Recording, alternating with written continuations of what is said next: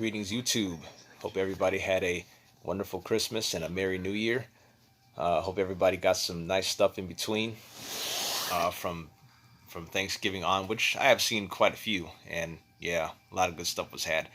Um, uh, First off, I want to thank everybody uh, for their patience and waiting for a new one to finally be done, and I'll continue to do them. Hopefully, they won't be so far in between. uh, from the last ones. Had to put the brakes on spinning for a little while to knock out Christmas shopping, and as much as I enjoy doing it, of course I'm glad it's over, so I can get back to my hobby, things that actually bring me enjoyment. Again, thanks for waiting, and to all my new subscribers, or if there's any actually, thanks for jumping on. To my current subscribers, thank you as always. I'm grateful for all of you. Um, let's start off with some of the books. Get these out of the way. Actually, let's start off with the pops. Never mind. Start off with a superhero, Mr. Wade Wilson, also known as Deadpool. Fixing your holiday turkey. Try at your own risk. I'm not going to encourage or discourage you. Um, let's do 80th anniversary Wolverine. That was very cool to find.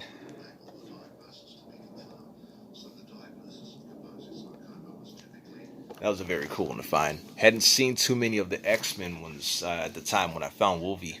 Um, Saw a few 80th anniversary ones of other characters, but not too many X-Men at that point. And when I saw Wolverine in all his whiskered glory, had to get that one. Um, that's a pretty cool one to find. Batman Red Death. Definitely was after this one for a long time, and I thought it was gone from my local store when I first saw it. And I went back for it, and it was gone. So I thought it was gone for good. And I go there about maybe 2 weeks ago, sometime maybe a month ago, and he was there. So I thank my girlfriend for that one because she found him before I did, and it was cool to find him and bring him home. Um, 80th anniversary X-Men Angel. Definitely one of my favorite X-Men characters and one of my favorite Marvel characters of all time. In this form, not so much with the metal wings after he became a disciple of Apocalypse, which he was cool too in that one, but always liked the original costume better. And that X-Men #1 cover, iconic in every way. Um, New Harley, set up for the Birds of Prey film, about to be released pretty soon. Pretty cool holographic background. Fits her perfectly with her multicoloredness and her insanity. Let's bring these over here. Uh, it's been a hot one lately. I'm not really sure why exactly yet, but it's been kind of a hot one. Past couple weeks, I've seen it pop up here and there, and um, finally was able to get him. And I got Craven the Hunter. Definitely an underused Spider-Man character. He's always been one of the cooler ones, more interesting ones. The psychosis side of his persona, always a good, uh, always a good exploration into the mind of Craven. Um, and yesterday, going to my local store, didn't expect to find them. I knew they were coming out, but I did not expect to find this one. Saw them there, couldn't leave them. Could not leave them behind. Silver Surfer. Just could not leave him behind. Definitely on my top 10 list of all time favorite characters. Um, the Fantastic Four ones I knew were coming out, and I'm definitely after those. And when I saw Surfer, I didn't even know he was going to have one. So I hadn't seen too many of them in the previews. But yeah, when I saw him, I had to grab him because he's definitely a favorite character, top favorite character of mine of all time. Um, New books. New books probably starting from November, just before Thanksgiving, and if not around Thanksgiving. Um, Batgirl, Batman: Curse of the White Knight. This is issue 5. It's a fantastic story, fantastic title. Set in an alternate universe, I believe, but very worth it. It's a really good title. The art is just fantastic. Sean Murphy just does a hell of a job on the art in that book, and it's a really good story. Definitely want to check out. Uh, Superman 703.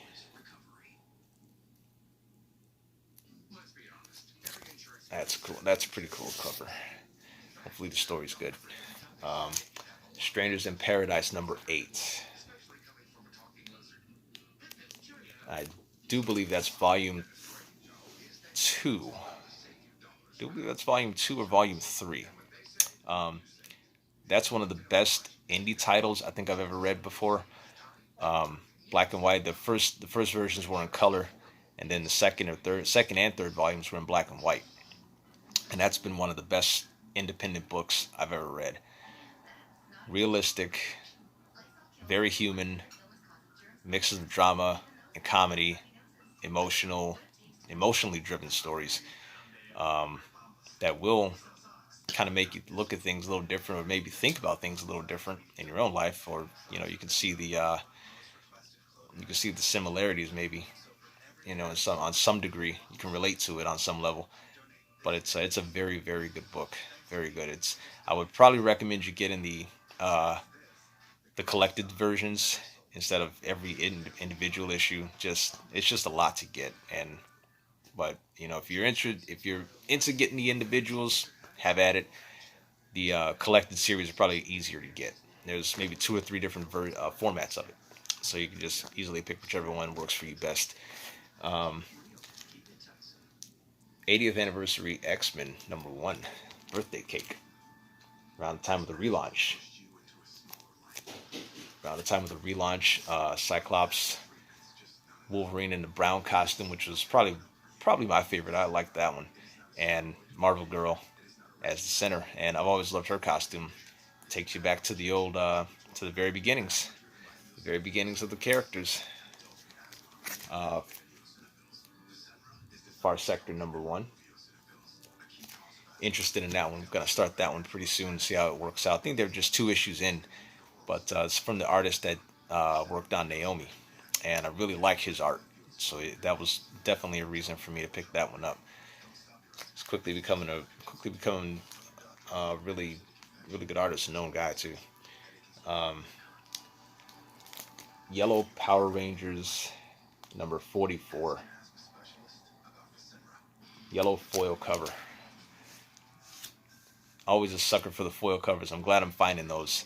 Um, just always, I'm a sucker for foil covers and gimmick covers. Maybe not every gimmick cover, but uh, definitely takes me back to my younger days when everything had a foil cover, a hologram, multi-layered, chromium this, you know, uh, multi-layered that, everything, every kind of cardstock cover to get a reader to buy a book. And it was a lot of fun back then. It didn't really do the industry any favors, but it was a lot of fun. So I'm glad I'm able to find those foil Power Ranger covers. Probably the probably the cover of the year for me. Um, and this one really blew me away when I saw it. Vampirella. Just a fantastic foil. Not even a foil. This is an acetate cover, I believe it is. And this is issue 6. Issue 6 of this series.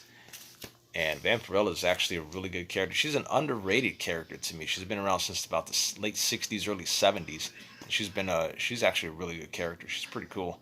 My dad was into Vampirella, so it kind of piqued my attention, or piqued my interest, and I dabbled in the title here and there before it got canceled so many times. But that one's definitely a front runner for me for cover of the year. Um, New books. Spider-Man #3. Alternate universe story. That's actually pretty good. Wonder Woman 79.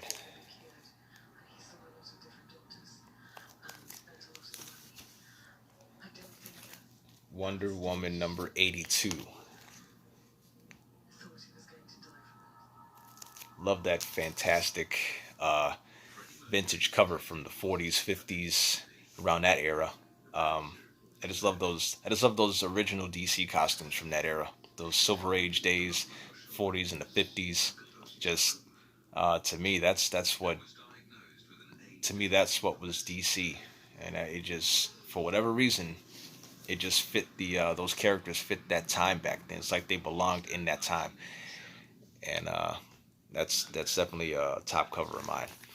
Uh, Wonder Woman 83, same as 82, just modernized. All three of those were Jenny Friesen covers, and she's become a really good cover artist. Her and Jen Bartel, they do some of my favorite covers. It's two of my favorite female artists. They do some really good work. Definitely follow them more if you can. New pickups yesterday. Superman number 69. Pretty cool Walt Simonson cover. Uncanny X-Men 340. Heard about that book a lot when it came out, and from what I gathered, it was a pretty emotional story the very first time I read about it, and clearly, it's a really emotional story. So I'm looking forward to reading that one.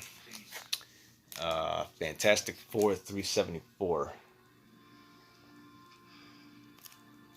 And I do believe I had that one when I was younger growing up. I might have sold it to one of my schoolmates at the time, maybe sixth grade, I want to say.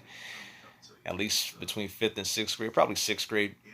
Um, and it took me back to when I flipped through it, I saw the last page. I think I had that one before, and that's at the time when I sold it. I probably shouldn't have.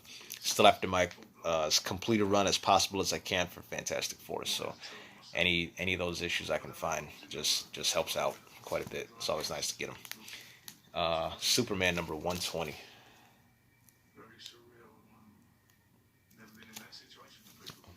Breakout cover. Really like that one. Uh, Teenage Mutant Ninja Turtles number 35. Definitely part of the original run. Probably my favorite run, because there's only two ways I really recognize the Ninja Turtles, not this modern stuff that they're trying to do.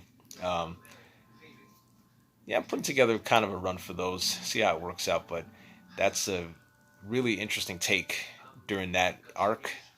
I think about a 3-4 issue arc, and that one definitely looks really interesting. And foil Power Rangers number 45.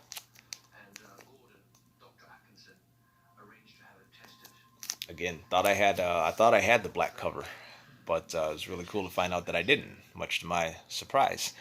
And number 45, I thought I had that one. I thought it actually came out, and then I checked the release date, so I don't know, maybe they're running late, but glad I was able to find that one.